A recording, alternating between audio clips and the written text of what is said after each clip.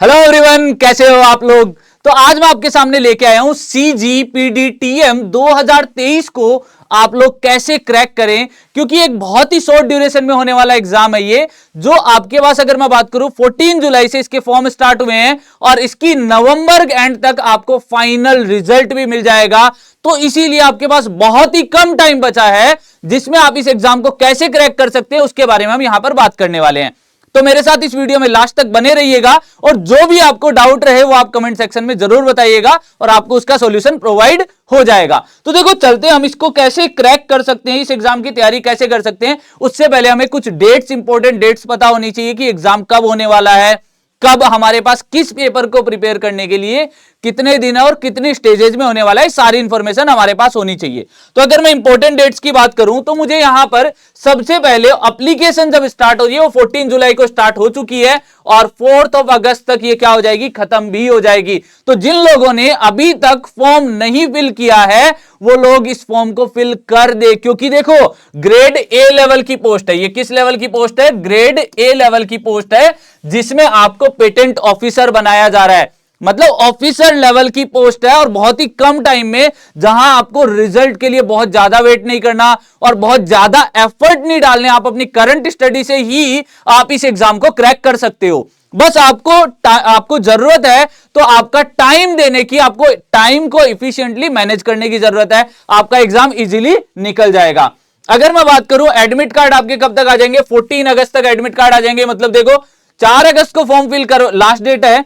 14 अगस्त को admit card भी दे देगा आपको प्रीलिम्स का, और प्रिलिमिनरी एग्जाम आपको 3 सितंबर, मतलब प्रिलिमिनरी एग्जाम के लिए आपके पास ज्यादा टाइम नहीं है, पूरा एक अगस्त मंथ है, उसके अलावा आपके पास टाइम नहीं है। तो इतने शॉर्ट ड्यूरेशन में हम कैसे तैयारी करें इसको हम आगे देखेंगे। इसके बाद अगर मैं बात करूं तो प्रीलिम्स का रिजल्ट भी आपको जस्ट 10 दिन, मतलब इसका लग रहा है कि 10 का आंकड़ा फेवरेट है, 10 का आंकड़ा फेवरेट है, क्योंकि 10 दिन में ये रिजल्ट दे दे रहा है, 10 दिन में ये क्या कर रहा है, एडमिट कार्ड दे दे रहा है। फिर देखो 18 सितंबर को, मतलब 5 दिन के बाद ही आपको मेंस का एडमिट कार्ड है वो इश्यू हो जाएगा। इसका मतलब इसकी अगर स्टेजेस की बात करें तो हमारे पास प्रीलिम्स होगी, मेंस होगा और इंटरव्यू होगा। तीनों को इफिशिएंटली कैसे तैयार करेंगे इसके बारे में हम बात करेंगे। मेंस एग्जाम की अगर मैं बात करूं तो 1 अक्टूबर को आपका मेंस एग्जाम हो जाएगा। मतलब आपके पास अगस्त और सितंबर 2 ही महीने हैं, साथ ही साथ मेंस को तैयार करने के भी। इसके साथ अगर इसका रिजल्ट की बात करें तो 16 अक्टूबर को रिजल्ट आ जाएगा और 22 अक्टूबर को ई एडमिट कार्ड इश्यू हो जाएंगे इंटरव्यू के लिए कि कौन कौन कैंडिडेट हैं जो शॉर्ट लिस्टेड हुए हैं। इसके बाद 11 एंड 12 नवंबर को इसने इंटरव्यू डेट भी डिक्लेयर कर रखी है और 17 नवंबर को फाइनल आपका रिजल्ट भी आ जाएगा जो क्वालिफाइड कैंडिडेट्स हैं। इसका मतलब अगर हम बात करें तो जुलाई से स्टार्ट होके, मतलब 14 जुलाई से इसने स्टार्ट किया और 17 नवंबर, मतलब आपके पास क्या हो गया, अगस्त, सितंबर, अक्टूबर और नवंबर, 4 महीनों में सारी प्रोसेस खत्म। फाइनली आपके पास एक जॉब रहने वाली है, वो भी ग्रेड ए लेवल की। उसको कैसे तैयार करो उसके लिए हम बात करते हैं। तो सबसे पहले हम देखते हैं कि इसके अंदर किस ब्रांच की कितनी सीटें हैं। तो यहां पर तो मुझे सिविल इंजीनियरिंग की अगर हम बात करें तो सिविल इंजीनियरिंग में आपके पास 9 सीट्स हैं। इसके बाद मैकेनिकल इंजीनियरिंग की बात करें तो 99 सीट्स हैं। और फिर मेट्रोलॉजिकल इंजीनियरिंग के लिए बात करें तो यहां पर मुझे 4 सीट दिख रही है और यहां पर टेक्सटाइल के लिए 8 सीट। इसके अलावा अगर मैं इलेक्ट्रॉनिक्स की बात करूं तो 108 सीट और इलेक्ट्रिकल के लिए 29 सीट और कंप्यूटर साइंस के लिए आपको 63 सीट दिख रही है। ठीक है, मतलब हमारे लिए मेजरली ये सारे जो ब्रांचेज है, जिसकी अगर मैं बात करूं इलेक्ट्रॉनिक्स हो गया, इलेक्ट्रिकल हो गया, कंप्यूटर साइंस हो गया, सिविल हो गया, मैकेनिकल, मेट्रोलॉजिकल, टेक्सटाइल, ये सारे इंजीनियरिंग की ब्रांचेज है जिनकी कुछ कुछ हमने सीट्स दे रखी है। सबसे ज्यादा इलेक्ट्रॉनिक्स में, उसके बाद इलेक्ट्रिकल और मैकेनिकल्स में। मैकेनिकल में 99 सीट है। तो मैकेनिकल वाले जो कहते रहते हैं ना हमारे लिए जॉब नहीं आती, जॉब नहीं आती, उनके लिए बहुत ही सुनहरा अवसर है इसमें जॉब लेने का। तो इसकी स्कीम ऑफ एग्जामिनेशन की बात करें तो स्कीम ऑफ एग्जामिनेशन इसकी क्या है, सबसे पहले ये प्री कराएगा, प्री में जो क्वालिफाइड कैंडिडेट है वो मेंस के लिए जाएंगे और फिर आपके लास्ट में इंटरव्यू के लिए कैंडिडेट जाएगा। तो कैसे शॉर्ट लिस्टिंग होगी, क्या होगा, हम प्री निकाल पाएंगे नहीं निकाल पाएंगे, सारे डाउट को हम क्लियर करते हैं। तो इसके लिए हम आगे चलते हैं आगे। देखो ध्यान से, आपके पास सबसे पहले क्या दिख रहा है आपको, यहां पर प्रीलिम्स का वेटेज है। प्रीलिम्स में इसने वेटेज डिफाइन कर रखा है, किस सब्जेक्ट का कितना वेटेज है। अगर मैं बात करूं जनरल इंग्लिश 15 मार्क्स का आने वाला है, verbal and non verbal reasoning 30 marks का, क्वांट आपको 30 मार्क्स का, GK and current affair 30 marks का, जनरल साइंस 30 मार्क्स की, और आईपी लेजिस्लेशन इन इंडिया और WIPO और उससे रिलेटेड ट्रिटीज है उन सब का आपको 15 मार्क्स का आने वाला है। टोटल आपका 150 मार्क्स मिलेगा, 150 मार्क्स, 150 क्वेश्चन और 2 आवर्स में रहने वाला है। तो देखो इसने नेगेटिव मार्किंग के लिए अभी तक कुछ नहीं कहा है, कहीं पर भी नेगेटिव मार्किंग के लिए इसने स्टेटमेंट नहीं दिया है। तो नेगेटिव मार्किंग पॉसिबल भी है, हो भी सकती है और नहीं भी हो सकती है, दोनों चीजें, बट हम ये मान के चलेंगे नेगेटिव मार्किंग है, पॉसिबिलिटी है। तो इसके कोरस्पोंडिंग आपको तैयार कैसे करना है, देखो ध्यान से। प्रीलिम्स का ये हो गया, और अगर हम मेंस की तरफ जाते हैं तो मेंस में आपके 2 पेपर होंगे। देखो मेंस का क्या रहेगा पैटर्न, मेंस में आपके यहां पर आपसे 2 पेपर लेगा, पेपर 1 और पेपर 2। अब बात करेंगे paper second. Paper second purely आपका क्या होगा, टेक्निकल पे बेस्ड होगा, टेक्निकल पे बेस्ड होगा, जो आपकी रेस्पेक्टिव ब्रांच है। उससे पहले अगर मैं पेपर 1 की बात करूं, पेपर 1 के सब्जेक्ट तो देखो एक बार से, general knowledge and current affair आपको अगेन क्या दे रहा है, 20 question, general aptitude 20 question, elementary mathematics 20 question, English language proficiency 20 question. अब knowledge related to the IPR intellectual property rights, इसके भी आपको कितने, 20 क्वेश्चन, मतलब 100 क्वेश्चन का आपको एक पेपर देना है, जिसमें से आपको नया कुछ नहीं तैयार करना। अब देखो नया कुछ नहीं तैयार करना मैं क्यों कह रहा हूं, देखना ध्यान से। ये जो सब्जेक्ट आपको यहां पर जो दिख रहे हैं, ये आपके इंग्लिश वाला है, ये प्री में भी है और मेंस में भी है, प्री में भी है और मेंस में भी है। तो आपको एक ही बार तैयार करना, और मोस्ट ऑफ द स्टूडेंट्स का इंग्लिश का कंटेंट है, इंग्लिश की जो प्रोफिशिएंसी है वो अच्छी होती है, जो इंजीनियरिंग करके आया है उसकी अच्छी होती है और तैयार भी कर सकता है इजीली, ठीक है। तो यहां पर अगर मैं बात करूं तो 15 मार्क्स प्री के और 20 मार्क्स मेंस के, तो दोनों को वो कवर कर सकता है यहां पर। इसके बाद अगर बात करें verbal and non verbal reasoning, ये 30 मार्क्स, ये प्रीलिम्स में भी है और मेंस में भी है, ये देखो ये प्री में भी है और मेंस में भी है, ठीक है। फिर क्वांट वहां पर भी है, देखो क्वांट का पोर्शन यहां पर भी दे रखा है। क्वांट का जैसे आप अगर यहां पर देख पा रहे हो, एलिमेंट्री मैथमेटिक्स, एलिमेंट्री मैथमेटिक्स क्या होती है आपकी, जो 10th तक की होती है ना, वहां तक की मैथमेटिक्स आपको पढ़नी है। इसके लिए कोई स्पेसिफाइड सिलेबस नहीं दे रखा है, बस टॉपिक आपको दे रखे हैं। इंग्लिश हमने कवर कर ही लिया, एप्टीट्यूड हमें दे दिया। देखो एप्टीट्यूड और elementary mathematics most of the जगह सेम ही पढ़ाया जाता है। तो अगर आप एप्टीट्यूड का कंप्लीट टॉपिक कर जाते हो, साथ ही साथ 10th तक के टॉपिक जो भी आते हैं उनको थोड़ा थोड़ा देख जाओगे तो आपका काम हो जाएगा, ठीक है। इसके बाद में अगर मैं बात करूं तो जनरल साइंस वाला जो पार्ट है 30 मार्क्स। अब देखो ध्यान से, जो स्टूडेंट SSC JEE की तैयारी कर रहे हैं या जो स्टूडेंट RRB JEE की तैयारी कर रहे हैं, वो स्टूडेंट इस एग्जाम को इजीली यहां से कवर कर सकते हैं। कैसे, वो SSC JEE या RRB JEE की अगर मैं सब्जेक्ट कॉमन की बात करूं तो कौन कौन से कॉमन सब्जेक्ट होते हैं, तो सर कॉमन सब्जेक्ट आपको वहां पर देखने को मिलेंगे, general science, general knowledge current affair, quantitative aptitude, verbal and non verbal reasoning, verbal and non verbal reasoning, इतना पार्ट आपको देखने को मिल जाता है। मतलब ये 4 पार्ट के लिए आपको कोई अलग से एफर्ट नहीं देना है। अब सर ये लगाए कहां से, हम इनको पढ़े कहां से, हम इसके बारे में कितना कंटेंट हमें करना है, तो देखो आपको क्या करना है, आपको SSC CGL के पेपर उठाने हैं। आपको क्या करना है, प्रीवियस ईयर SSC CGL का एग्जाम हो रखा है, SSC CGL या SSC JEE में जो भी पार्ट आ रखा आपका, जैसे SSC JEE में रीजनिंग आती है, जनरल साइंस आती है, जनरल नॉलेज के क्वेश्चंस आते हैं, तो वो सारा पार्ट आप यहां से इन दोनों एग्जाम को कवर करते हुए कर सकते हो, इन दोनों एग्जाम को कवर करते हुए कर सकते हो। क्यों, क्योंकि इसमें आपका कौन कौन सा पोर्शन तैयार हो जाएगा, verbal and non verbal reasoning, SSC CGL से आपका quantitative aptitude, general knowledge, general science, ये चारों पार्ट तैयार हो जाएंगे। और SSC CGL में इंग्लिश का पार्ट भी आता है। तो आपको जो पेपर 1 है मेंस का और प्रीलिम्स का जो पेपर है, वो दोनों में आपको सेम ही तैयारी करनी है, आपको कुछ अलग नहीं पढ़ना है, दोनों में सेम पढ़ना है। अगर आप एक बार पढ़ते हो तो आपको दोबारा पढ़ने की जरूरत नहीं आएगी उसमें। बात समझ में आई। इसके साथ साथ अगर मैं बात करूं तो IP, ये इंटेलेक्चुअल प्रॉपर्टी के बारे में अगर आपको पढ़ना है तो सर ये टॉपिक ऐसा है, ये कहीं नहीं मिलेगा। तो आपको क्या करना है, जो LLM है, LLM से रिलेटेड है ये टॉपिक, लॉ के अंदर जो मास्टर्स डिग्री होती है वहां से रिलेटेड है टॉपिक, तो वहां से आप इस कंटेंट को रेफर कर सकते हो। इस कंटेंट को LLM से रिलेटेड आप कुछ भी जो कंटेंट अवेलेबल होता है इससे रिलेटेड एलएलएम में आपको प्रीवियस ईयर क्वेश्चंस भी मिल जाएंगे, वहां से आप कुछ क्वेश्चंस लगा लो, उससे आप इंटेलेक्चुअल प्रॉपर्टी जो राइट्स आईपीआर है उसको आपको थोड़ा सा पढ़ना पड़ेगा। क्यों पढ़ना पड़ेगा, इतना इंपॉर्टेंट क्यों है? क्योंकि पेटेंट से रिलेटेड जो भी रूल्स रेगुलेशन या जितनी भी चीजें होती है वो किस में इंक्लूड होती है? आईपीआर में इंक्लूडेड होती है। यहां तक बात समझ में आई? तो भाई अगर आईपीआर अगर आपने कर लिया, आईपीआर आपके लिए मेन सब्जेक्ट इसलिए भी है क्योंकि ये प्री में भी है, मेंस में भी है सर, और इसके साथ साथ ये कहता है कि ये इंटरव्यू में भी पूछेगा। ये आपसे क्या करेगा? इंटरव्यू में भी पूछेगा। तो मतलब हर जगह ये इंपॉर्टेंट हो गया, तो आपको कहीं ना कहीं जाके पढ़ना तो पड़ेगा। क्यों ना हम इसको स्टार्टिंग से ही पढ़ लें, हमारे पास प्री में हमने जितना कवर किया कर लेंगे, मेंस के टाइम भी हम कुछ पार्ट कवर कर लेंगे इसका। बट हां, दिक्कत यह है कि यहां तक तो आप लोग कवर कर लेते हो मेंस का फर्स्ट पार्ट, और आपका जो प्रीलिम्स का जो पार्ट है ये ओनली फॉर क्या है? आपकी स्क्रीनिंग टेस्ट है। ये ओनली फॉर आपका क्या है? स्क्रीनिंग टेस्ट है। इसका मार्क्स आपके नहीं ऐड होंगे, इसके मार्क्स आपके नहीं ऐड होंगे। तो मतलब आपको ये एग्जाम जस्ट क्वालिफाई करना है। मिनिमम आपको कैटेगरी वाइज इसके क्वालिफाइंग मार्क्स भी पता होने चाहिए कि किस कैटेगरी के कितने हैं, तो उसके अकॉर्डिंग आपको क्या है? इसको क्वालिफाई कर लेना है एग्जाम को। एग्जाम को आप क्वालिफाई कर लेते हो तो आप मेंस के लिए एलिजिबल हो जाओगे। तो आपके पास मेंस के लिए कितना टाइम बचता है?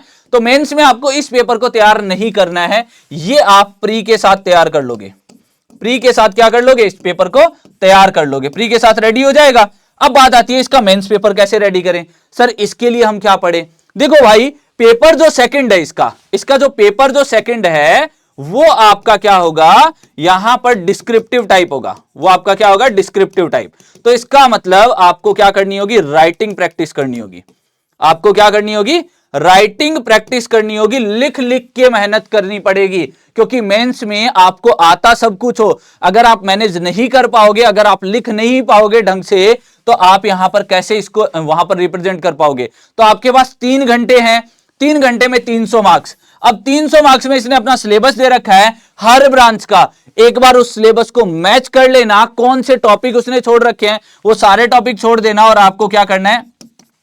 इंजीनियरिंग सर्विसेज एग्जाम के जो पीवाईक्यू है मेंस के, पीवाईक्यू है मेंस के, वो आप यहां पर लगा सकते हो। इंजीनियरिंग सर्विसेज एग्जाम के पीवाईक्यू है, प्रीवियस ईयर क्वेश्चन है मेंस के, वो आप यहां पर लगा सकते हो। आप उससे जा सकते हो, या फिर गेट के एग्जाम के क्वेश्चंस, गेट के एग्जाम के जो क्वेश्चन है वो आपको यहां लगाने, क्योंकि गेट के अंदर जो 2 मार्क्स के क्वेश्चन आते हैं ना, वो यहां पर आपके लिए इंपॉर्टेंट हो जाते हैं। गेट के जो 2 मार्क्स के क्वेश्चन है वो यहां पर आपके लिए इंपॉर्टेंट हो जाते हैं, क्योंकि अब कभी कभी उनके सॉल्यूशन क्या हो जाते हैं? बहुत लेंथी हो जाते हैं। तो एक टाइप से कन्वेंशनल अप्रोच में भी हम उसको कर सकते हैं। तो यहां पर हमारे पास ओवरऑल ये आया निकल के, सर प्रीलिम्स और प्रीलिम्स पूरा पेपर प्लस मेंस का पेपर 1 है, वो हम कंबाइंड तैयार कर सकते हैं। तो उसके लिए मेरे दोस्त आपको क्या है? अगर मैं बात करूं जीके एंड करंट, एक पेपर जीके एंड करंट, फिर अगर मैं बात करूं आईपीआर इंटेलेक्चुअल प्रॉपर्टी राइट, तीसरे की अगर मैं बात करूं तो जनरल इंग्लिश, दोनों में है, जनरल इंग्लिश हो गई। फिर अगर मैं बात करूं तो क्वांटिटिव एप्टीट्यूड, फिर मैं अगर बात करूं तो रीजनिंग। ये एक मेजर पार्ट हो गया आपको, जिसको आप पढ़ सकते हो। इसके अंदर हां एक मेजर पार्ट और रह गया, जनरल साइंस। तो जनरल साइंस को आपने जो एसएससी लेवल पर तैयार किया है, वो आपके लिए इनफ है। उतना ही पढ़ जाना, बहुत ज्यादा डिटेल में नहीं पढ़ के जाना, क्योंकि हां 30 मार्क्स का वेटेज है तो इंपॉर्टेंट है, पढ़ के जरूर जाना। इसमें जीके और करंट में आप अगर कम टाइम भी देते हो चलेगा, बट आपको ये टॉपिक सारे करके जाने हैं। जीके और करंट में कम टाइम दोगे, करंट जितना पढ़ रखा है उतना ही पढ़ो। अब पढ़ना छोड़ दो करंट, आज की डेट से आपको करंट नहीं पढ़ना है। क्यों? क्योंकि पिछले 1 महीने से पहले का ही तैयार होगा। और ध्यान देना, करंट को रिलेट करना कि कोई नया पेटेंट आया है क्या, उसका प्रोसीजर क्या था, या उसको कितने दिन लगे रिसर्च में, ये सारी चीजें आपको, पूरी रिसर्च के बारे में आपको उसका पता होना चाहिए। ज्यादा डिटेल में मत चले जाना। तो यहां पर आपको पता होना चाहिए कि कोई नया पेटेंट तो नहीं आया है।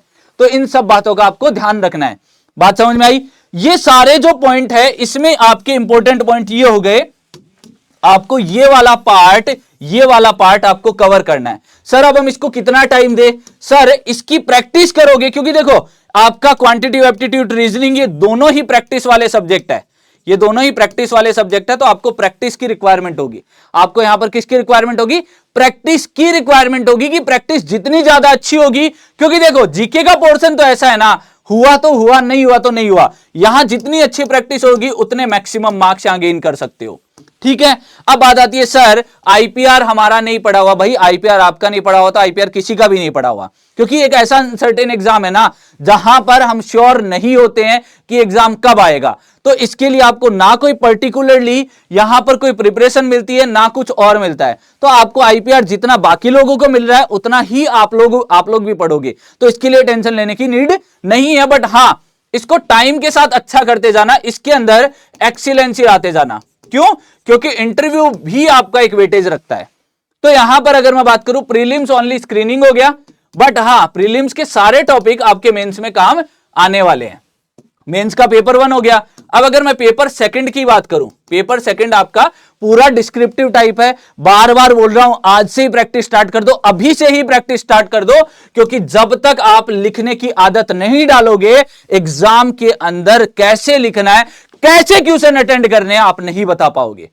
बात समझ में आई? तो आपको लिखने की आदत आनी चाहिए, आपको यह पता होना चाहिए कि मैं इस क्वेश्चन को मिनिमम कितने टाइम में खत्म कर सकता हूं।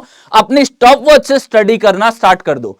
अब इसके बाद में अगर हम बात करें तो सबसे लास्ट स्टेज आती है इंटरव्यू। इंटरव्यू में 100 मार्क्स, इंटरव्यू 100 मार्क्स का आपका ध्यान देना, बट हां 80% वेटेज है। फाइनल क्वालिफाइड में 80% वेटेज कहां से निकाला जाएगा?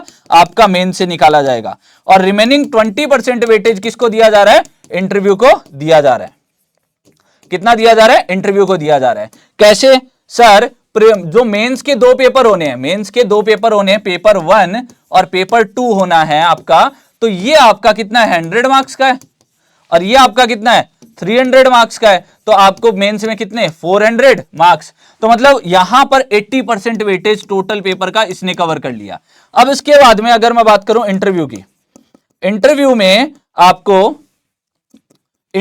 आपको कितने मार्क्स का होगा? इंटरव्यू 100 मार्क्स का होगा। 100 मार्क्स होंगे तो ये कितना परसेंट वेटेज कवर कर रहा है? ओनली 20% आपका वेटेज कवर कर रहा है। तो भाई आपको सिर्फ इतना करना है कि प्रीलिम्स जो दे रहे हो ना, उसका पेपर किनके लिए ज्यादा अच्छा है? किनके लिए ज्यादा अच्छा? जिन लोगों ने पहले से तैयारी कर रखी हो। अब कोई नया तैयारी करने मत लग जाना। नई तैयारी करने का मतलब है आपका पहले से क्वांट और रीजनिंग खत्म होगा तो ही आप तैयारी स्टार्ट करना, अदरवाइज तैयारी मत स्टार्ट करना, आपका टाइम वेस्ट होगा। क्योंकि क्वांट और रीजनिंग दोनों ही टॉपिक ऐसे हैं जो प्रैक्टिस मांगते हैं। आपने पहले से कंप्लीट कर रखा है, हाँ आपके पास प्रैक्टिस का टाइम है, हम सर कर लेंगे। तो इसके लिए आपको टाइम कितना देना है? आपका थोड़ा सा एक टाइम शेड्यूल भी होना चाहिए। आपको क्या करना है? आपको सब्जेक्ट को डिवाइड कर लेना है, सब्जेक्ट को डिवाइड कर लेना है। आपको मेंस का जो पेपर सेकंड है, मेंस का जो पेपर सेकंड है उसके लिए, मेंस का जो पेपर सेकंड है उसके लिए डेली 3 आवर राइटिंग प्रैक्टिस करनी है, राइटिंग प्रैक्टिस करनी है। क्योंकि आप ये उन्हीं लोगों के लिए है जिन लोगों ने अपना टेक्निकल खत्म कर रखा है। टेक्निकल जिन लोगों ने नहीं खत्म कर रखा, 1-2 सब्जेक्ट खत्म है जिनके, वो तैयारी नहीं कर पाएंगे क्योंकि उनको राइटिंग प्रैक्टिस का टाइम ही नहीं मिलेगा। वो सब्जेक्ट खत्म करेंगे, सब्जेक्ट खत्म करोगे, जब लिखने की प्रैक्टिस नहीं होगी तो एग्जाम में आपको क्या आएगी? दिक्कत। ठीक है, 3 घंटे तो आपको वहां देने हैं। अब बात आती है आपके पास सब्जेक्ट डिवाइड कर लो, जीके हो गया, इंग्लिश हो गया, एप्टी हो गया और रीजनिंग हो गया, जीएस, यहां पर आपके पास जीएस हो गया। ये मेजर सब्जेक्ट हो गया। एक आईपीआर हो गया, इंटेलेक्चुअल प्रॉपर्टी राइट। अब आपको क्या करना है? जीके जितना पढ़ा है, जीके जितना पढ़ा है इसको आप डेली 1 आवर दे दो। बस जितना पढ़ा उसी को कन्फाइन करो, और जितना कुछ पढ़ सकते हो थोड़ा बहुत उसी को ऐड ऑन करो, ज्यादा मत पढ़ना, इसको 1 आवर देना है। इंग्लिश को आप 1 आवर दोगे, इनफ है। एप्टी को और रीजनिंग को मिला के आपको 3 घंटे प्रैक्टिस करनी ही है डेली। 3 घंटे आपको क्या करनी है? प्रैक्टिस डेली करनी ही है। और जीएस को 1 पॉइंट, मतलब अगर मैं बोलूं 1.5 घंटे देना आपको, 1 आवर 30 मिनट आपको यहां पर देने हैं। और आईपीआर नया सब्जेक्ट है तो यहां पर भी आपको 1.5 घंटे आपको एटलीस्ट देने ही पड़ेंगे। तो यहां पर आपके पास कितने हो गए? 3-3 6, 9 घंटे 11 घंटे आपको एटलीस्ट 11 आवर स्टडी करनी पड़ेगी। 11 प्लस करते हो तो आपके सिलेक्शन को कोई नहीं रोक सकता। आप अगर 11 घंटे प्लस स्टडी करते हो ना तो आपके सिलेक्शन को कोई नहीं रोक सकता मेरे दोस्त। तो आपको सिलेक्शन करने के लिए ड्यूरेशन बढ़ानी भी पड़ सकती है।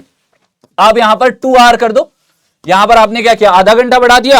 अब आप यहां पर जीएस एक वेटेज रखता है, बट ये भी दोनों वेटेज रखते हैं। तो यहां पर 3 घंटे अगर आप प्रैक्टिस कर पा रहे हो बहुत अच्छे से कंस्ट्रेन करके तो कोई दिक्कत नहीं है, यहां पर आप 2 घंटे कर दो, ठीक है, 2 घंटे कर दो तो आपका ये पार्ट भी कवर हो जाएगा। मतलब आप यहां 12 घंटे एटलीस्ट स्टडी करो, तब आपका ये एग्जाम अच्छा जाएगा। अब बात आती है सर प्रैक्टिस कैसे करें, प्रैक्टिस कैसे करें? तो भाई प्रैक्टिस के लिए जो प्रीवियस ईयर क्वेश्चंस है जितने ज्यादा आप किस के एसएससी सीजीएल इसके लगाओ, एसएससी जेई के लगाओ, ठीक है। फिर आपके जितने साइंटिस्ट के एग्जाम होते हैं, साइंटिस्ट बी लेवल सी लेवल, ठीक है, इन सब के एग्जाम होते हैं। साइंटिस्ट बी लेवल सी लेवल के शायद मुझे याद नहीं आ रहा है प्रॉपर्ली किसके एग्जाम होते हैं, शायद ये NILITES करके कुछ होता है, ठीक है, मुझे इसका एग्जैक्टली नाम नहीं याद आ रहा है। तो इसका जो एग्जाम है साइंटिस्ट बी और साइंटिस्ट सी का, उसके अंदर आपको क्या मिल जाएगा, एप्टी और रीजनिंग कैसी पूछी जाती है, और यहां से आप इजीली काफी पार्ट कवर कर सकते हो। यहां पर इंग्लिश भी आती है आपकी, यहां पर इंग्लिश का पेपर भी होता है, तो आप यहां से काफी कुछ कवर कर सकते हो। तो ये आपका एक प्रॉपर टाइमिंग रहने वाली है जिसको आपको कवर करना है। आपको कितने घंटे देना है, आपको 12 प्लस घंटे स्टडी में देने हैं। और मैंने ये भी बता दिया कि आपको डेली प्रैक्टिस कितनी करनी है। आप क्या करो, प्रीवियस ईयर क्वेश्चंस उठाओ, ईएससी के, गेट के, उन सबको लगाना स्टार्ट करो, उन सबको लिख के प्रैक्टिस करना स्टार्ट करो, तब जाके आपका क्या होगा, सिलेक्शन होगा। क्योंकि देखो आप प्रीलिम्स स्टेज तो कवर कर ले जाओगे, बट मेंस में क्या करोगे, मेंस के लिए भी तो आपको प्रैक्टिस की रिक्वायरमेंट होगी ना, तो इसीलिए आपको यहां पर प्रैक्टिस की रिक्वायरमेंट है। तो आप इस तरीके से सीजीपीडीटीएम का एग्जाम क्लियर कर सकते हो ओनली कितने दिन में, टोटल 60 डेज में, जहां पर आपका प्रीलिम्स और मेंस दोनों हो जाएंगे और सिर्फ आपका इंटरव्यू बाकी रहेगा। इसका मतलब 4 महीनों में तो आपको नौकरी हाथ में दे रहा है ना, तो दोस्त किस लिए तैयारी नहीं करेंगे, करेंगे ना, सब लोग करोगे ना, जल्दी से बता दो, सब लोग करोगे ना तैयारी। तो आप लोगों को ऐसे ही अपनी तैयारी में लगा रहना है, और आपको कोई भी हेल्प चाहिए तो आप इंजीनियर्स वाला चैनल पे कमेंट सेक्शन में बता सकते हैं, हम सभी लोग आप लोगों के साथ हैं। तो आज के लिए इतना ही, मिलते हैं ऐसे ही और इंपॉर्टेंट सेशन के साथ। Thank you so much guys.